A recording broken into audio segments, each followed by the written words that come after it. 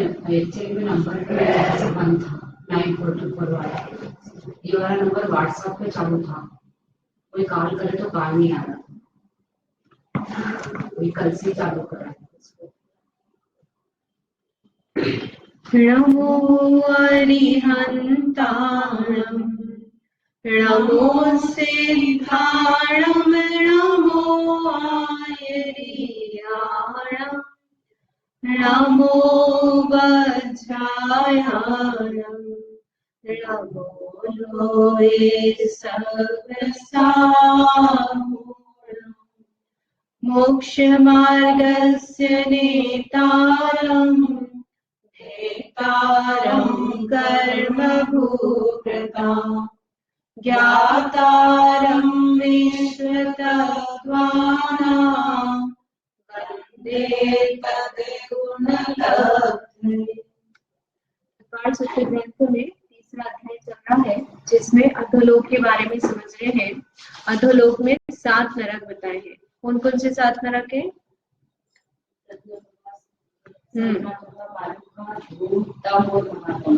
कितने हुए? रत्न प्रभा, शर्करा प्रभा, बालुका प्रभा, पंख प्रभा, धूम प्रभा, तम प्रभा और महातम प्रभा, ये 7 नरकों के नाम है। कैसे हैं ये कि एक के नीचे एक के नीचे एक है। रत्न प्रभा सबसे ऊपर, उसके नीचे शर्करा प्रभा, फिर उसके नीचे बालुका प्रभा, तो इस तरह से एक के नीचे 7 नरक है। तो ये नीचे नीचे है, तो इसका मतलब क्या है कि पहले नरक से दूसरे नरक में ज्यादा दुख है, दूसरे से तीसरे में ज्यादा दुख है, यानी नीचे नीचे जा रहे हैं, तो वैसे वैसे क्या हो रहा है, खराबी आती जा रही है। जो द्रव्य क्षेत्र काल भाव बोलते हैं उसमें और वर्स्ट होता जा रहा है वो, जैसे जितना पहले का दुख है उससे ज्यादा भयानक दुख दूसरे नरक में, उससे ज्यादा तीसरे में। ये किस तरह से बताती है कि इनका जो नाम है उसी से उसकी बताते हैं कि कैसा प्रकाश इत्यादि है, तो उसी से उसकी क्षेत्र इत्यादि, वहां के दुख इत्यादि का पता चलता है। अब यहाँ पर उसके पहले नरक किसे है, नारकी किसे कहते हैं, ये देखते हैं। इस नरक कहा ना, तो उसमें रहने वाले जीवों को क्या कहते हैं? नारकी कहते हैं। तो नारकी का मतलब क्या होता है? कुछ मतलब भी है या ऐसे ही नाम रख दिया, जैसे महावीर नाम रखा, तो महावीर का कुछ मतलब होता है क्या? महावीर यानी, वीर यानी क्या होता है? पराक्रमी, शक्तिमान, है ना। और महावीर यानी महान पराक्रमी, महान वीर है जो।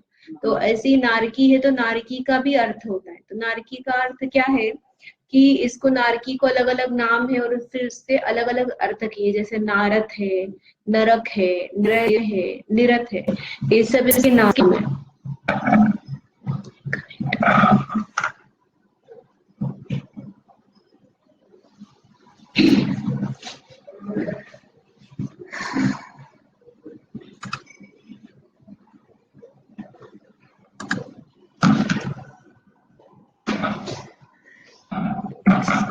से कनेक्ट कर देते हैं।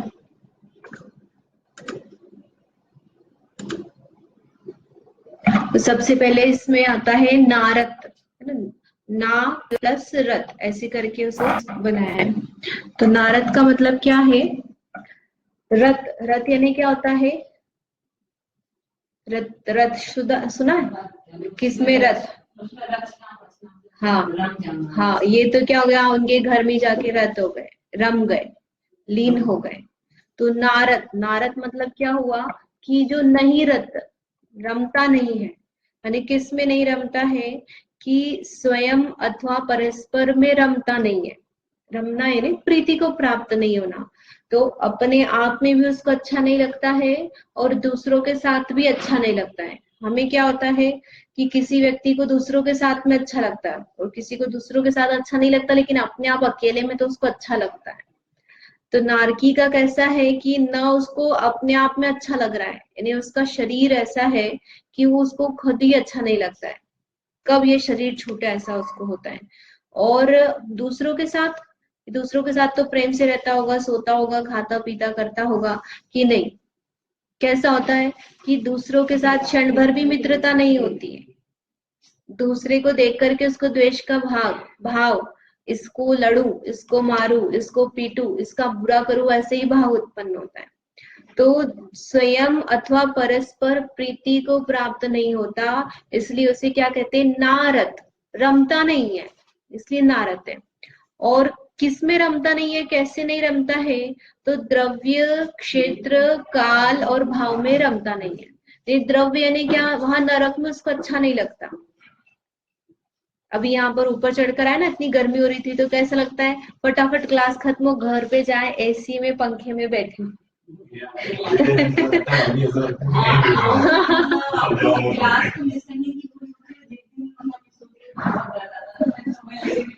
ठीक है, तो यहाँ का नहीं लेते, अपन धूप में जाते हैं, तो धूप में कैसा लगता है कि अच्छा नहीं लगता, अपन फटाफट छाया में जाओ, ऐसा लगता है ना। तो ऐसी नारकी जब जन्म लेता है, उसी क्षण से उसको नरक में अच्छा नहीं लगता है, यानी वहां की भूमि इतनी बेकार है और गर्मी है, ठंडी है, इस तरह से भयंकर दुख है उसको द्रव्य रूप से और क्षेत्र रूप से। और द्रव्य रूप में तो क्या, अपना शरीर ही बेकार है। द्रव्य, क्षेत्र, काल, भाव ऐसा बताए ना, तो द्रव्य में क्या लेंगे, उसका जो शरीर है उसमें ही अच्छा नहीं है, बहुत सारे रोग हैं उसको, और वो सेमर वृक्ष से उसका शरीर कट जाता है, फिर वापस जुड़ जाता है, तो शरीर उसको अच्छा नहीं लगता है। जैसे जैसे उम्र बढ़ती जाती है तो हमें क्या होता है, रोग उत्पन्न होते जाते हैं शरीर में, कभी कमर दुख रही है, कभी पीठ दुख रही है, कभी कंधे दुख रहे हैं, कभी सिर दर्द कर रहा है, कभी पैर दर्द कर रहे हैं, कुछ ना कुछ अपने रोग स्थायी भी बन जाते हैं। कभी बीपी की प्रॉब्लम हो गई है, कभी शुगर की प्रॉब्लम है, तो अपना शरीर ऐसा लगने लगता है बोझा ढो रहे हैं अपन, धीमे धीमे ऐसा लगने लग जाता है ना। छोटे रहते हैं, युवा रहते हैं, तब तक तो कुछ पता नहीं चलता, उसके बाद जैसे जैसे रोगों की वृद्धि होती जाती है तो ऐसा लगता है कि यह शरीर जल्दी खत्म हो, ये बहुत खत्म हो। ऐसा बूढ़े व्यक्ति को आपने सुना होगा, अपने घर में जो लोग बीमार रहते हैं तो उनको ऐसा लगता है कि अरे कब सब हो जाए। तो नारकी को तो जन्म लेते से ही ऐसा लगता है, उसके इतने सारे रोग होते हैं, करोड़ों की संख्या में उसको एक साथ इतने रोग होते हैं। तो द्रव्य भी उसका अच्छा नहीं है, क्षेत्र भी अच्छा नहीं, बिल जो होते हैं वो बिल भी बहुत बेकार बदबू वाले इस तरह से होते हैं, और जितने समय तक रहता है, बिल रहते हैं, अपन समझेंगे आएगा अभी इसमें। फिर काल मतलब जितने समय तक रहता है उसने उतने पूरे समय उसको कैसा रहता है, दुख रहता है, सुख नहीं रहता उसको, एक क्षण का भी सुख नहीं है। और भाव, उसको तीव्र संक्लिष्टता, तीव्र वेद का उदय चलता है, मारू काटू द्वेष। थोड़ी देर अपन घर में झगड़ा हो जाता है, संक्लेश हो जाता है, तो कैसा लगता है, घर से बाहर चले जाओ, इनके साथ में नहीं बैठना, ये बहुत संक्लिष्टता करते, डांटते रहते, भागता है, दूर दूर भागता है व्यक्ति। जो तीव्र मान, कषाय, क्रोध जिसके चलती ना, ऐसे व्यक्ति के पास में रहना पसंद नहीं करते। और वहां पर तो माहौल ही वैसा है, दूसरे को भी वैसी तीव्र क्रोधारी कषाय चल रही है और स्वयं की भी वैसी संक्लिष्टता चल रही है, तो उसका द्रव्य, क्षेत्र, काल, भाव कुछ भी अच्छा नहीं है, न पर की अपेक्षा से न स्व की अपेक्षा से। इसलिए जो नारकी है उसको क्या कहते हैं, नारत। नारत यानी रत नहीं है, जो किसमें प्रीति नहीं है उसको। एक नरक आयु ऐसी होती है जिसमें जन्म लेते से जीव मरना चाहता है, अच्छा नहीं लगता। बाकी की तीनों आयुएं, मनुष्य आयु, तिरंच आयु और देव आयु, इस कैसी है, पुण्य रूप है, उसमें जीव चला जाता है तो उसको अहम बुद्धि होकर के अच्छा लगता है, उस आयु को वो खत्म नहीं करना चाहता है। लेकिन नरक आयु पाप रूप है, उसमें जाते से जीव को ऐसा लगता है कि कब मेरी ये आयु खत्म हो जाए, ये भाव खत्म हो जाए, मैं इससे निकलूं। एक घर में 10 दिन शादी का माहौल चलता रहता तो कैसा होता है, कभी पूरा हुए, कब पूरा हुए। जो जिनके ऊपर रिस्पॉन्सिबिलिटी रहती है उनके लिए, जो लोग एंजॉय करने वाले थे उनके लिए नहीं बात कर रहे, तो उनके जैसी शादी होती तो कैसा होता है कि चलो निपट गया, अब शांति, निपटना चाहते हैं ना अपन, उस माहौल से दूर होना चाहते हैं, ये झगड़ों से, ये संक्लिष्टता से, व्यवहारिकता से, रिस्पॉन्सिबिलिटी से, शारीरिक श्रम इत्यादि किसी भी प्रकार का लोड नहीं चाहते। और नरक में कैसा रहता है, वो चाहते हुए भी वो उससे दूर नहीं हो सकता। ये एक भाव भासना, इस तरह से लगाना कि वो उत्पन्न होते से वो वहां से जाना जाता है, अच्छा नहीं लगता उसको वहां पे।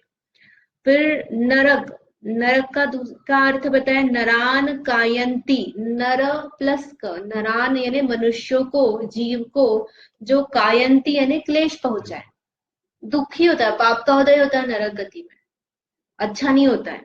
और निरय, जिनका पुण्य कर्म चला गया है, यानी पुण्य कर्म बांधा भी है, तो वहां पर वो कैसा होता है, पाप में बदलकर उदय में आता है। जैसे वैक्रियक शरीर है, वो कैसी प्रकृति है, पुण्य प्रकृति है। देखा जाए तो ये वैक्रियक शरीर होना अच्छी बात है कि बुरी बात है? विक्रिया कर सकता है ना अपने हाथ को, लंबा छोटा बड़ा मोटा पतला भाला कुछ भी बना सकता है, तो पुण्य प्रकृति है।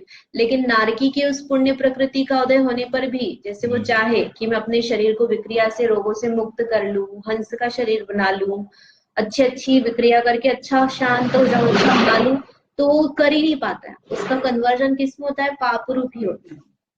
तो उसका पुण्य कर्म क्या हो गया है, चला गया है, पुण्य का उदय नहीं आता नरक में। और निरत, निरत यानी किसमें रत है, एक तो नारत यानी रत नहीं है, और एक निरत यानी निरंतर रत है। किसमें रत है, हिंसा आदि असमीचीन कार्यों में रत है। हिंसा आदि यानी मारना काटना पीटना लड़ना चिल्लाना, इस सब कार्यों में जो निरंतर रत रहता है, लगा रहता है, वो क्या कहलाता है, नारकी कहलाता है।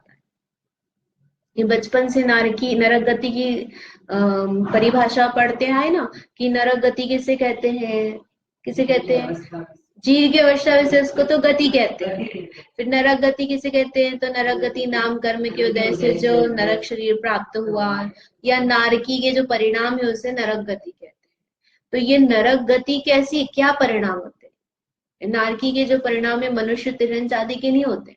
अपन कंपैरिजन करके बोल सकते कि नारकी जैसा व्यवहार कर रहा है, लेकिन वो नारकी जो है वो नारकी रूप से ही परिणमन करेगा। तो कैसा होगा कि इस रूप से परिणमन करे, मनुष्यों को क्लेश पहुंचाए, दूसरे को, उसको देखते से ही उसको क्या होता है, काड़ी करना, उसको पीटना मारना छीलना भेदना, हाँ शांति से नहीं बैठने देना, देखते से ही उसको कष्ट पहुंचाने का भाव आता है।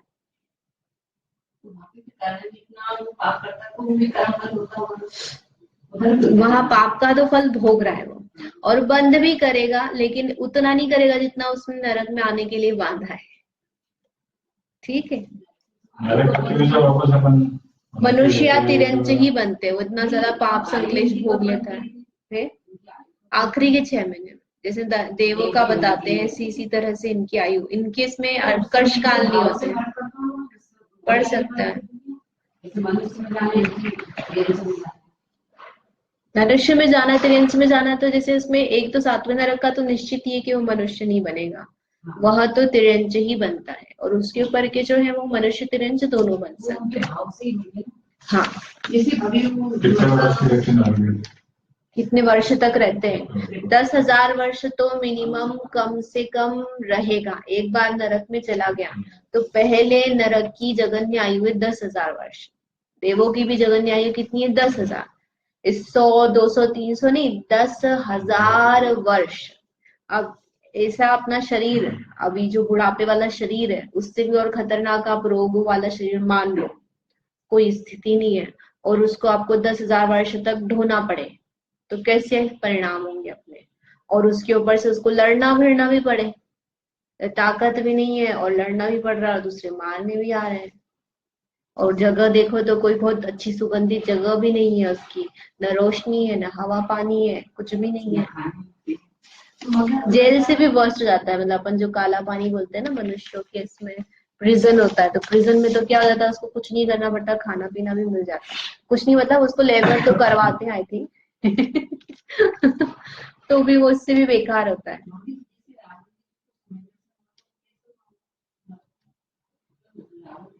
पहले से सम्यक दृष्टि थे ना, ऐसा बताया था ना उनके लिए। नारकी को भी सम्यक दर्शन हो सकता है, ऐसा नहीं है, वेदना के निमित्त से नारकी को सम्यक दर्शन बताया जाता है। इतनी तीव्र वेदना होती है, तो यदि उसने पूर्व में धर्म इत्यादि का श्रवण किया, उसको जाति स्मरण हो जाए, या अन्य कोई देव आकर के उसको उपदेश दे, तो वो उपदेश सुन करके उसको सम्यक दर्शन की प्राप्ति हो सकती है।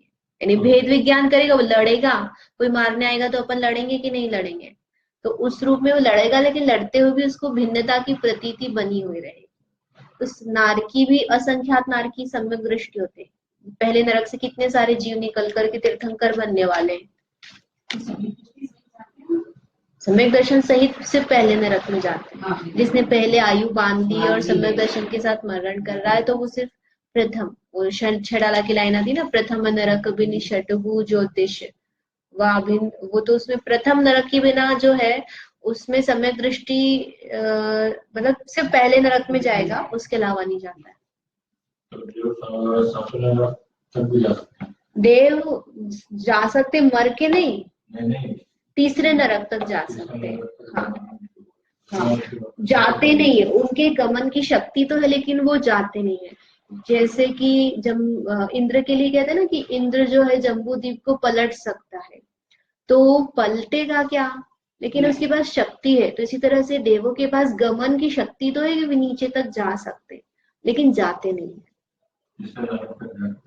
उससे नीचे नहीं जाते।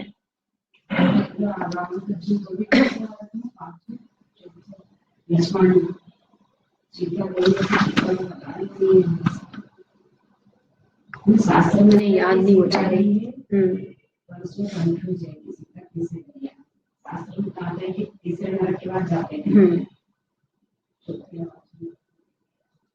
अब जो नरक है तो पहला नरक कहाँ पे आता है उसके लिए बताते हैं। तो पहला नरक, पहली नरक का नाम क्या बताया, रत्न प्रभा। तो वही पृथ्वी का नाम भी और वही नरक का नाम भी अपन समझ के चलते हैं। तो पहली पृथ्वी रत्न प्रभा पृथ्वी है, उसके 3 भाग है, खर भाग, पंख भाग और अपबहुल भाग। यहाँ पे पिक्चर में क्लीन दिख नहीं रहा है, ये 3 मंजिल समझ लो आप। तो खर भाग ऊपर है, उसके बाद पंख भाग है और उसके बाद में अपबहुल भाग है। पहले पिक्चर देख लेते फिर समझते हैं।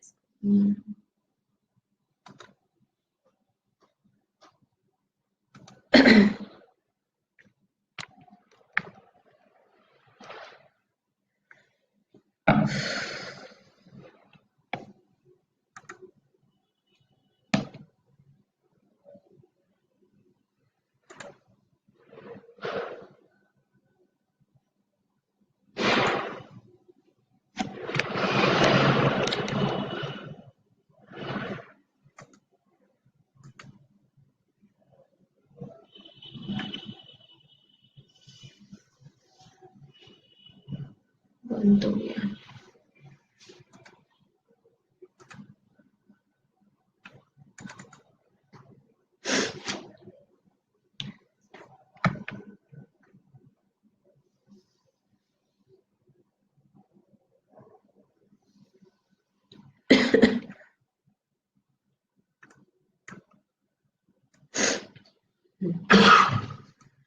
ये दिख रहा है यहाँ पे 1 2 3, ये 3 लेयर्स है। तो ये जो पूरा चौकोर भाग है इसको कहते हैं मध्य लोक। यहाँ पे 5 मेरु है और ये पूरी क्या चल रही है, त्रस नाड़ी है। तो इसमें ये चित्रा पृथ्वी अपन समझ लो इसके ऊपर है और इसके नीचे ये पूरी जो है इतनी 3 लेयर से मिली हुई रत्न प्रभा है। तो उस रत्न प्रभा पृथ्वी के 3 भाग की है। पहला है खर भाग, दूसरा पंख भाग और तीसरा अपबहुल भाग। और इसमें से जो 2 लेयर है 2 भाग जो है इसमें देव रहते हैं और तीसरे वाले में नारकी रहते हैं। यानी जो देव रहते हैं नरक में, ऐसा कहा है, तो कहाँ तक रहते हैं कि ये खर और पंख भाग तक ही रहते हैं। इसके बाद में यहाँ से एक्चुअल में नरक शुरू होता है अपबहुल भाग से। तो पहले नरक के नारकी कहाँ रहेंगे, तो अपबहुल भाग में रहेंगे। उसके बाद शर्करा प्रभा, बालुका, पंख, धूम, तम, महातम, ऐसे नीचे 6 पृथ्वियां और आएंगी। तो बस पहले नरक में 3 भाग किए हैं क्योंकि वहां पे देव रहते हैं, इसके कारण से अलग अलग उसमें लेयर है। और बाकी सारे नरकों में अलग अलग लेयर्स नहीं किए, वो एक पूरा नरक इस तरह से है। तो ये जो 3 भाग बताए, खर भाग, पंख भाग और अपबहुल भाग, इसमें क्या चीज कैसी क्या क्या रहती है वो देखते हैं।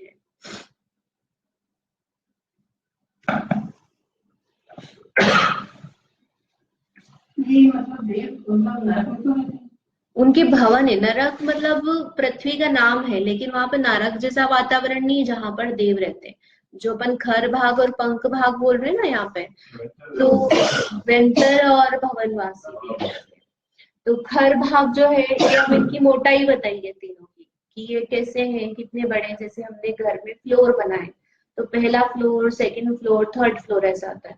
तो उसमें क्या होता है, हाइट कम होती जाती है, फर्स्ट से सेकंड ऊपर जाते जाते ना, तो जो उसका छत का डिस्टेंस है जमीन से वो कम होता है।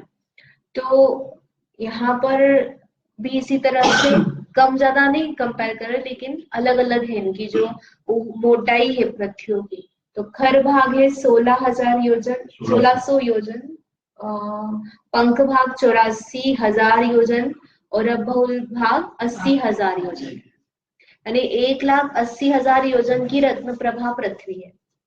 तो 1,80,000 में से 1,00,000 का समझ लो ये दोनों 84,000, ये 16,000 होना चाहिए, एक शून्य और आएगा यहाँ पे गलत लिखा। तो ये 16,000 योजन और ये 84,000 योजन मिलकर 1,00,000 हो गया। और अब बहुल भाग जो है 80,000 का, यानी पहले ये सात, इसमें जो 80,000 योजन है उसमें दोनों तरफ अपन 1,000 योजन छोड़ दो, और बीच में पहले नरक के बिल है सारे। इसका मतलब क्या हुआ कि जमीन पर नारकी नहीं रहते हैं, जमीन के अंदर रहते हैं, और उनको बाहर निकलने का कोई रास्ता नहीं है। कहीं छेद हो जाए, हवा आ जाए, बाहर निकल जाए, ऐसा नहीं है। बिल बोलते तो अपने को क्या लगता है, जैसे चूहा बाहर निकल जाता है, सांप निकलता है, तो बिल में भी कहीं निकलने की जगह होगी। तो ऐसे बिलों में जगह नहीं है। बिल मतलब वो अंदर ही रहते हैं, अंदर घुसे हुए सुरंग जैसे, लेकिन कनेक्टेड नहीं रहते, एक बिल दूसरे बिल से कनेक्टेड नहीं है। तो ये तीसरी वाले में 80,000 के है, उसमें 78,000 योजन में नारकियों के बिल है, और खर और पंख भाग है।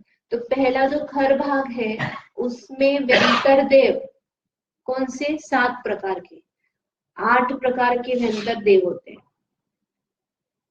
8 प्रकार के व्यंतर देव, ये भूत, राक्षस, पिशाच, गंधर्व, ऐसे अलग अलग जाति के देव होते हैं, उनकी अलग अलग ड्यूटी होती है। तो ऐसे 8 में से 7 प्रकार के व्यंतर देव जो है वो यहाँ रहते हैं, उनके भवन है यहाँ पे। और जो 10 प्रकार के भवनवासी देव है उनमें से 9 प्रकार के देव यहाँ रहते हैं। ठीक है, 8 प्रकार में से 7 यहाँ और 10 प्रकार में से 9 यहाँ। अब बचे जो एक एक तो व्यंतर जाति के राक्षस देव और भवनवासी में असुर कुमार देव यहाँ रहते हैं।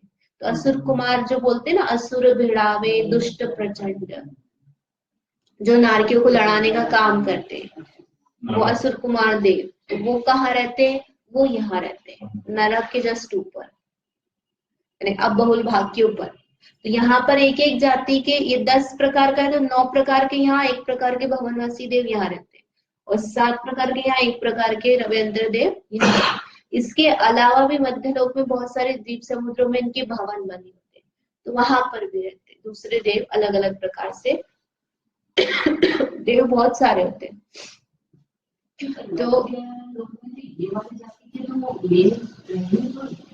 नहीं, भवनवासी व्यंतरवासी रह सकते हैं ना, जो इनका भवन है, इनका स्थान है, नहीं, इसके अलावा भी रह सकते हैं, पाए जा सकते हैं। तो इस तरह से खर भाग, पंख भाग और अभूल भाग समझ में आया।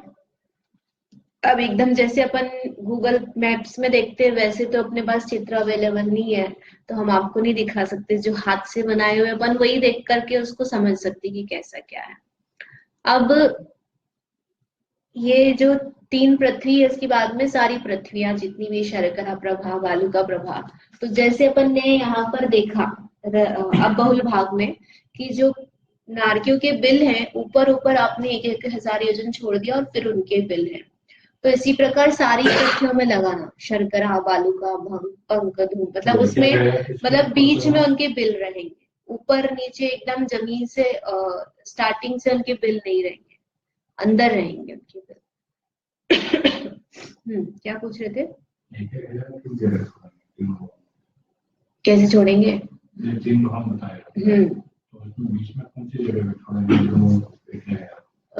मतलब अंडरग्राउंड में अपन समझ लो कि जो बिल है बनना, ऐसे मोटी पृथ्वी है, तो पृथ्वी में जब खुदाई करते हैं तो अपन पहले मिट्टी निकलती है, फिर गिट्टी निकलती है, फिर पत्थर निकलते हैं, इस तरह से लेयर्स होती है ना अलग अलग।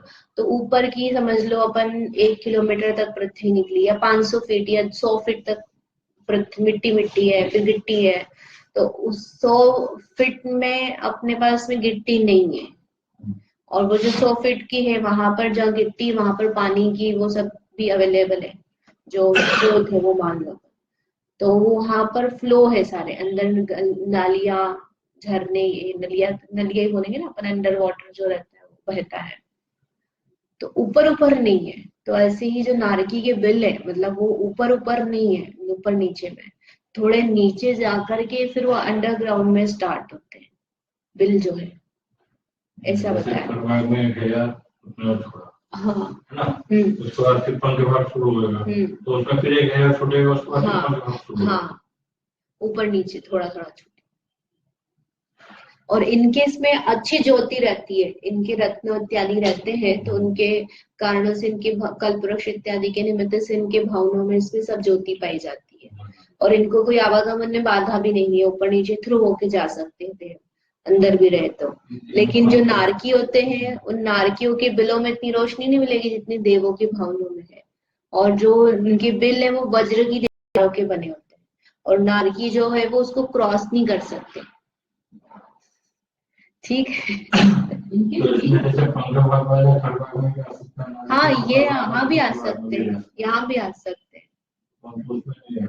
हाँ, उन्हीं उसमें भी चले जाए। हाँ, उनके जितनी जाती उनकी गमन की मर्यादा है, वो जैसे जा सकते हैं, अवधियान लगा सकते हैं, वो लगाएंगे, सब कर सकते हैं। जितना ऊपर नीचे जाने की अलग अलग मर्यादा बताई है सबकी, कि कौन कहाँ कितना ऊपर और नीचे जा सकता है, तो उस हिसाब से जा सकते हैं। ऐसा नहीं कि नहीं जा सकते। बिल नहीं है इनके, तो भवन है, भवन है, अंदर और भवन नहीं नहीं, भवन ही है इनके सीधे। और हर भवन में अकृत्रिम चैत्यालय होता है। अपन 7,72,00,000 जो अकृत्रिम चैत्यालय बोलते हैं ना, अधोलोक, ऊर्ध्वलोक, मध्यलोक। तो मध्यलोक के 452, और अधोलोक के 7,72,00,000, और ऊपर के 8 समथिंग है।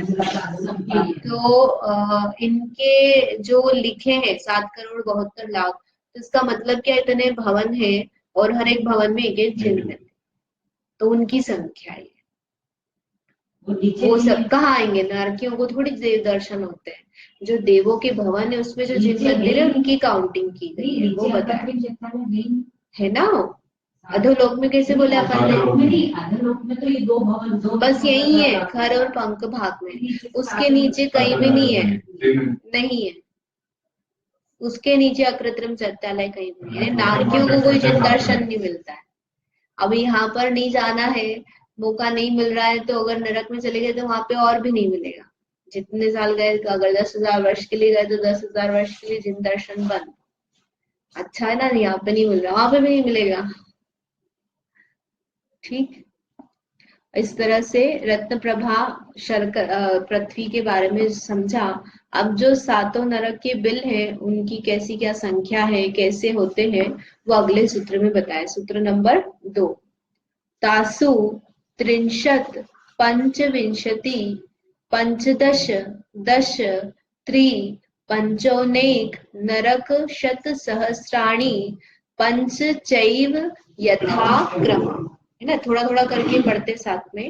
तासु 30 पंचविंशति पंचदश दश त्रि पंचोनेक नरक शत सहस्राणि पंच चैव यथा क्रम। ये तोड़ तोड़ कर अपन ने धीमे धीमे पढ़ा है, तो ये पूरा जो है ये इतना यहाँ तक एक है। तो क्या अर्थ है? तासु यानी जो 7 नरक बताए, रत्न प्रभा, शर्करा प्रभा, इनमें क्या है, उन भूमियों में बिलों की संख्या बताते। तो कैसे है? 30 30 यानी 3, और शत शत यानी 3, 30 पंचविंशति यानी 30 यानी 30, शत नहीं लेंगे उसमें, 30 पंचविंशति यानी 25, फिर पंचदश यानी 15, फिर 10 यानी 10, फिर 3 यानी 3, फिर पंचोनेक, पंचोनेक यानी 5 ऊन, एक ऊन का पंच ऊन है ना, तो पंचोनेक हो गया उसका, पंच ऊन एक, एक में 5 कम, तो नरक शत सहस्राणी, शत सहस्राणी का मतलब क्या हो गया, लाख मिलेंगे, सहस्त्र और शत 100, तो कितना हो गया उसमें 30 लाख, 25 लाख, 15 लाख, 10 लाख, 3 लाख, 5 कम 1 लाख, यहां तक हो गया। और च यानी और, पंच यानी 5, एव यथाक्रमम, यथाक्रमम यानी जैसे हमने नरकों के नाम बताए हैं उन्हीं क्रम से आप उनके बिल समझना, यानी रत्न प्रभा पृथ्वी में कितने बिल हैं, 30 लाख बिल है, फिर शर्करा प्रभा में कितने हैं, तो 25 लाख है, फिर उसके आगे वालुका प्रभा में 15 लाख, फिर पंख में 10 लाख, फिर धूम में 3 लाख, फिर तम में 1 लाख में 5 कम, और फिर जो 5 बचे वो कहाँ लेना, 7वें नरक में, 5 नरक है, सब लाखों की संख्या में बस एक 7वें नरक में 5 बिल बताए। अब इनको टोटल जोड़ेंगे तो कितने आता है, 84 लाख बिल, कितने आते, 84 लाख, इतने बिल नरक में है। अब ये बिल कैसे क्या है वो देखते हैं। तो बिल जो है उनकी रचना कैसी है, ढोल की पोल के समान, ढोल की पोल का मतलब ढोलक जैसे गोल है ऐसा ही नहीं लगाना, ढोलक जैसे गोला होता है, अंदर से पोला होता है ना, मतलब पूरा कवर्ड है, और अंदर से कैसा है, खाली पोला, तो ऐसे ही ये बिल है, बिल जमीन के अंदर आप ढोलक गाड़ दो और उसकी ढोलक के अंदर नारकी, तो ऐसे बिल है सुरंग जैसे अंदर, और उसमें नारकी पैदा होते हैं और उसी बिल में मर जाते हैं। पोली जगह है बेसिकली उनमें 7 पृथ्वियों में। और क्या है, तलघर की भांति अंडरग्राउंड, यानी जमीन पर निकलता है वो, कुछ भी उसका अंश ऐसा नहीं है, ये अपन ने समझ कोई लिया, दरवाजा नहीं है, हाँ कोई दरवाजा नहीं है, कोई खिड़की नहीं है तो आप सोचो कि नारकी यहाँ पे आ जाए दिलोक में लड़ने लग जाए, ऐसा नहीं है, वो वही रहे। और कैसे है, तो 3 प्रकार के बिल हैं, इंद्रक बिल, श्रेणीबद्ध और प्रकीर्णक। अब ये इंद्रक, श्रेणीबद्ध और प्रकीर्णक का क्या मतलब है, तो इंद्रक यानी जो सेंटर का बिल होगा उसका स्ट्रक्चर है, आर्किटेक्चर है, बिल भी ऐसे कोई रैंडमली नहीं बन रहे हैं, यानी एक यहाँ पर बीच में बिल होगा, फिर उसके आगे चारों तरफ लाइन से बिल होंगे, तो उनको बोला श्रेणीबद्ध, जो कतारबद्ध है उनको बोला श्रेणीबद्ध, और जो प्रकीर्णक है कहीं कहीं बिखरे हुए उनको प्रकीर्णक बिल बोला। जैसे उसको पिक्चर में समझते हैं ऐसे सबसे बीच में दिख रहा है ना ब्लू कलर का डॉट है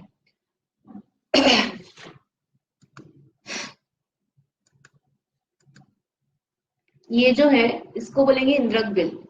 इंद्रक के लिए क्या हो गया, सेंटर का, तो इंद्रक यानी हर बीच वाला जो बिल है, 7 नरक है, तो 7 नरकों में आप पटल बताएंगे, ऐसे एक 30 लाख बिल बोले पहले नरक में, तो कहीं पर भी कैसे भी हो जाएंगे क्या, कि नहीं उसमें भी फ्लोर से आप समझो, और हर एक फ्लोर में जैसे कमरे होते हैं उसी तरह से बिल है, तो हर एक लेयर में वो जो बिलों की संख्या है वो कम होती जाएगी।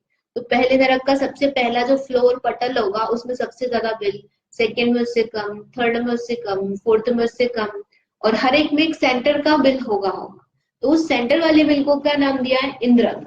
फिर उसके चारों तरफ 4 दिशाएं और विदिशाएं, ये समझ में आता है ना, दिशा और विदिशा सरल भाव में, पूर्व पश्चिम उत्तर दक्षिण, और फिर ये बीच की दोनों पूर्व पश्चिम उत्तर दक्षिण की जो बीच की दिशा उनको क्या बोलते हैं, विदिशा, आग्नेय, नैऋत्य, ईशान, हाँ, तो ये 10 में ऊपर नीचे नहीं लेना यहाँ पे, तो एक ही में मतलब आप सामने से देख रहे हैं, आप इसको ऐसा कर दो, तो यहाँ पर बीच में एक बिल है उसे इंद्रक बोल रहे हैं, और फिर उसके चारों तरफ ये जो 8 दिशाएं हैं उसमें लाइन से जो चल रहे हैं बिल उनको बोला श्रेणीबद्ध, और जो ये बीच बीच में दिख रहे हैं डॉटेड रेड कलर के ये सब कौन से हैं, प्रकीर्णक बिल है, बिखरे हुए।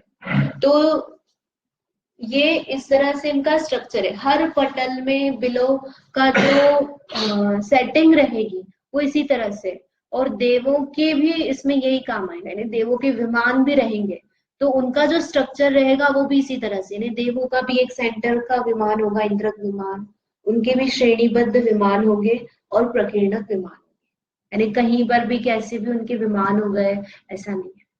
ठीक है, इसको आगे अपन कल और समझेंगे कि बिलों की क्या विशेषता है, कैसे जन्म लेते हैं। अभी थोड़ा ही अपन ने देखा इसमें, क्या क्या देखा कि 3 भाग होते हैं रत्न प्रभा पृथ्वी के, खर भाग, पंख भाग, अब बहुल भाग। खर भाग 16,000 योजन का, खर भाग के बाद पंख भाग 84,000 का, और अब बहुल भाग 80,000 का। और अब बहुल भाग में नारकी रहते हैं, पहले नारकी, और खर और पंख भाग में भवनवासी और यंत्रवासी देव रहते हैं। फिर जो बिल है, ये बिल कैसे है, 3 प्रकार के बताए, इंद्रक, श्रेणीबद्ध और प्रकीर्ण। अब ये बिल में अंदर कैसे क्या क्या होता है ऐसे कल समझे। कुछ प्रश्न है? जावाणी के ज्ञान ते सूझे लो कालो, सोवाणी मसकनो सदा देत हो ठोक।